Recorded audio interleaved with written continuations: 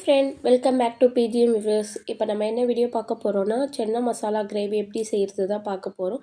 வாங்க பார்க்கலாம். நான் வந்து ஒரு 4 மணி நேரம் முன்னாடியே ஒரு வெள்ளை மூக்கல்லே ஊற வச்சுட்டேன். அது வந்து விசில் விட்டுருங்க, நல்லா வேகணும் மூக்கல்ல. அதால் நான் ஒரு 5 விசில் விட்டேன். நான் வந்து 2 பெரிய வெங்காயம், மீடியம் சைஸ் தக்காளி 3 கட் பண்ணி வச்சுருக்கேன். அப்புறம் பேன் சூடானோன்னு 2 ஸ்பூன் எண்ணெய் ஊற்றி 2 துண்டு பட்டை போடுங்க. கொஞ்சோண்டு சோம்பு போட்டு வெங்காயம் தக்காளி போட்டு நல்லா வதக்கி விட்டுருங்க. மூடி போட்டு வதக்குங்க, அப்போ தான் நல்லா வதங்கும். அது கூடயே 10 பல் போல் முந்திரி பருப்பு சேர்த்து அதையும் நல்லா வதக்கி விட்டுருங்க. வெங்காயம் தக்காளியை நல்லா வதங்கின பிறகு ஒரு மிக்ஸி ஜாரில் போட்டு நம்ம அரைச்சிடலாம். அதுக்குள்ளே நம்ம வேக வச்ச சுண்டல் எப்படி வெந்திருக்கு பார்ப்போம். இந்த மாதிரி நல்லா மசியணும், அப்போ தான் சென்னா மசாலாவுக்கு நல்லாயிருக்கும். இந்த மாதிரி நல்லா மசித்து சுண்டல் வேக வைங்க. அதுக்கப்புறம் நம்ம மிக்ஸி ஜாரில் போடும்போது கொஞ்சம் ஒரு 10 சுண்டல் மாதிரி போட்டு அதையும் அரைச்சிடலாம்.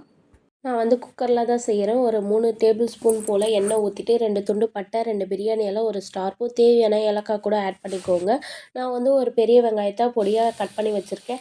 அதையும் ஆட் பண்ணி நல்லா வதக்கி விட்டுருங்க. அது கூட ஒரு டேபிள் ஸ்பூன் போல் இஞ்சி பூண்டு பேஸ்ட் போட்டு அதையும் நல்லா வதக்கி விட்டுருங்க. அதுக்கப்புறம் நல்லா வதங்கின பிறகு ஒரு ஸ்பூன் கரம் மசாலா, ஒரு ஸ்பூன் காஷ்மீரி மிளகாய்த்தூள், ஒரு ஸ்பூன் சென்னா மசாலா இதெல்லாம் ஆட் பண்ணி இதையும் நல்லா வதக்கி விட்ட பிறகு நம்ம பேஸ்ட்டாக அரைச்சி வச்சோம்ல, அந்த விழுதை உள்ளே போட்டு நல்லா வதக்கி விட்டுருங்க. நம்மளுக்கு தேவையான தண்ணி ஆட் பண்ணிக்கோங்க.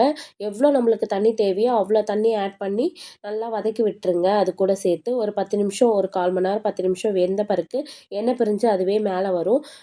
எண்ணெய் பிரிஞ்சு வந்தோன்னே நம்ம வேக வச்ச சுண்டல் தண்ணி வந்து கீழே ஊற்றாத இது கூடயே ஆட் பண்ணுங்கள், அதில் தான் சத்து இருக்கும். அதுக்கப்புறம் நல்லா கலரி விட்டு ஒரு 10 நிமிஷம் வேக வச்சா நம்மளுக்கு தேவையான சென்னா மசாலா கிரேவி ரெடி ஆகிடும். இது சப்பாத்தி, தோசை, இட்லி கூடலாம் நல்லா டேஸ்ட்டாக இருக்கும். இந்த வீடியோ உங்களுக்கு பிடிச்சிருந்தா பிஜிஎம் வியூஸை மறக்காமல் சப்ஸ்கிரைப் பண்ணிவிடுங்க. தேங்க்யூ, பாய்.